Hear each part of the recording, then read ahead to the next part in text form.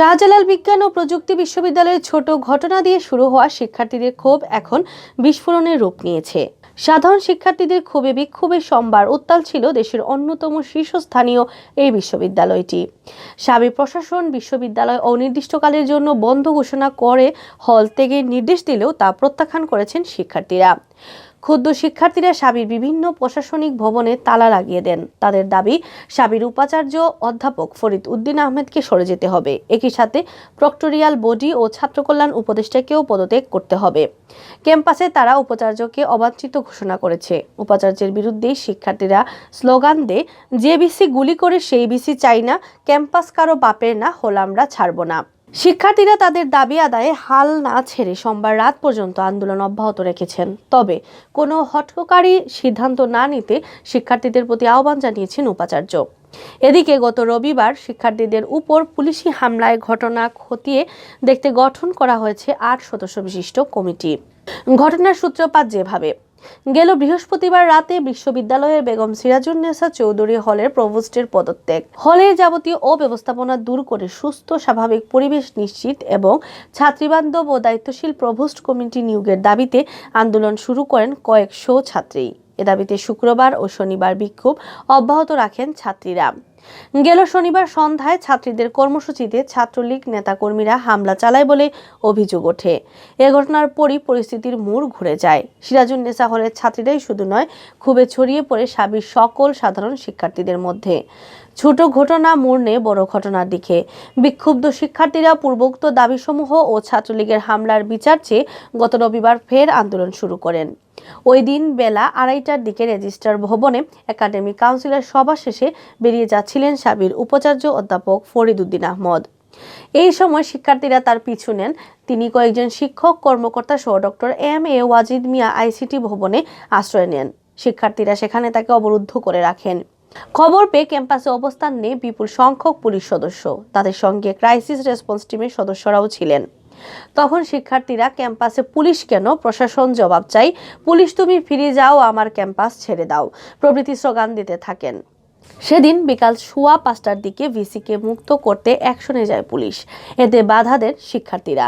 তাদের ছত্রভঙ্গ করতে লাঠিচার্জ, সাউন্ড গ্রেনেড নিক্ষেপ ও রাবার বুলেট ছুড়ে পুলিশ। এতে শিক্ষার্থীর সহ অর্ধ শতাধিক ব্যক্তি আহত হন। শিক্ষার্থীদের ছোড়া ইট পাটকেলে নিজেদের 10 জন সদস্য আহত হয়েছেন বলে দাবি করে পুলিশ। শাবি বন্ধ ঘোষণা ও অভিযুক্ত প্রভোস্টের পদত্যাগ। রোববার অবরুদ্ধ পরিস্থিতি থেকে মুক্ত হয়ে জরুরি সিন্ডিকেট সভা আহ্বান করেন ভিসি ফরিদ উদ্দিন আহমেদ। সভায় বিশ্ববিদ্যালয়ের অনির্দিষ্টকালের জন্য বন্ধ ঘোষণা ও শিক্ষার্থীদের হল থেকে সিদ্ধান্ত গ্রহণ করা হয়। এছাড়া সিরাজুন্নেসা চৌধুরী হলের প্রভোস্ট সহযোগী অধ্যাপক জাফরিন আহমেদ অসুস্থতার কারণে পদত্যাগ করেছেন বলে সিন্ডিকেট সভা থেকে জানান ভিসি। এ পদে অধ্যাপক ডাক্তার নাজিয়া চৌধুরীকে দায়িত্ব দেওয়ার কথাও জানান তিনি। বিশ্ববিদ্যালয়ের বন্ধের সিদ্ধান্তের পর আরও বিক্ষুব্ধ হয়ে ওঠেন শিক্ষার্থীরা। তারা তাৎক্ষণিকভাবে প্রশাসনের সিদ্ধান্ত প্রত্যাখ্যান করে রাতেই বিক্ষোভ মিছিল শুরু করেন। যা ঘটল সোমবার সকাল থেকে ফের উত্তাল হয়ে ওঠে শাবি। টানা 4র্থ দিনের আন্দোলনে ক্ষোভে বিক্ষোভে স্বতঃস্ফূর্তভাবে যোগ দেন সাধারণ শিক্ষার্থীরা। কিছু সংখ্যক শিক্ষার্থী আতঙ্কে হল ছাড়লেও সিংহভাগ প্রশাসনের সিদ্ধান্ত প্রত্যাখ্যান করে আন্দোলনে যোগ দেন। শিক্ষার্থীরা দফায় দফায় বিক্ষোভ মিছিল করেন। তারা কখনো বিশ্ববিদ্যালয়ের গুলচত্বরে, কখনো প্রশাসনিক ভবনের সামনে, আবার কখনো বিভিন্ন হলের সামনে অবস্থান নেন। সকাল 11টার দিকে বিক্ষোভ মিছিল শেষে মুক্ত মঞ্চে প্রতিবাদ সমাবেশ করেন শিক্ষার্থীরা। আন্দোলনরতরা বলেন, শিক্ষার্থীদের উপরে পুলিশি নির্মম হামলার ঘটনায় উপাচার্যকে ক্ষমা চাইতে হবে এবং তাকে জবাবদিহি করতে হবে। তার পদত্যাগ এক দফা দাবিতে আন্দোলন চলবে। এছাড়া দায়িত্ব পালনে ব্যর্থ হওয়ায় প্রক্টরিয়াল কমিটি এবং ছাত্র উপদেষ্টাকেও পদত্যাগ করতে হবে বলে দাবি তুলেন আন্দোলনরতরা। তারা হল না ছাড়ার ঘোষণা দেন। সকাল 11:30টার দিকে সংবাদ মাধ্যমের সাথে কথা বলেন ভিসি ফরিদ উদ্দিন আহমেদ। তিনি শিক্ষার্থীদের হল ছাড়ার আহ্বান জানিয়ে বলেন, আমরা তোমাদের সাথে আছি, তোমরা সহযোগিতা করো, কোনো হঠকারী সিদ্ধান্ত তোমরা গ্রহণ করো না। তিনি দ্রুততম সময়ের মধ্যে বিশ্ববিদ্যালয় খুলে দেওয়া হবে বলে জানান। ভিসির কথায় কর্ণপাত না করে সোমবার দুপুরে ক্ষুব্ধ শিক্ষার্থীরা শাবির বঙ্গবন্ধু হল, সৈয়দ মুজতবা আলী হল, প্রথম ছাত্রী হল ও বেগম সিরাজুন্নেসা হল, 2টি প্রশাসনিক ভবন, 4টি একাডেমিক ভবন, ইউনিভার্সিটি সেন্টার ও বিশ্ববিদ্যালয়ের ক্লাব ভবনে তালা লাগিয়ে দেন। শুধুমাত্র ভর্তি কার্যক্রম চলা ভবনে তালা দেওয়া হয়নি। বিশ্ববিদ্যালয়ের সকল হল নিজেদের নিয়ন্ত্রণে নেন শিক্ষার্থীরা। হলে শিক্ষক কর্মকর্তা কাউকেই ঢুকতে দেওয়া হয়নি। গণস্বাক্ষর ও উপাচার্যের বাসভবন ঘেরাও। এদিকে সোমবার দুপুরে 2টা থেকে গণস্বাক্ষর কর্মসূচি শুরু করেন শিক্ষার্থীরা। পরে ভিসির পদত্যাগের দাবি সংবলিত স্মারকলিপি বিশ্ববিদ্যালয়ের আচার্য বরাবর দেওয়ার সিদ্ধান্ত নেয় তারা। বিকাল 4:15টার দিকে উপাচার্য ফরিদউদ্দিন আহমেদের বাসভবনের সামনে অবস্থান নেন শিক্ষার্থীরা। তখন পুলিশ তাদেরকে বাধা প্রদান করে। এ সময় শিক্ষার্থীরা পুলিশ সদস্যদের ফুল দিয়ে বলেন তারা শান্তিপূর্ণভাবে আন্দোলন করছেন, তারা কোনো বিশৃঙ্খলা করছেন না। শিক্ষার্থীরা ভিসির বাসভবনের সামনে ও বিশ্ববিদ্যালয়ের মূল ফটকের সামনে অবস্থান নেন।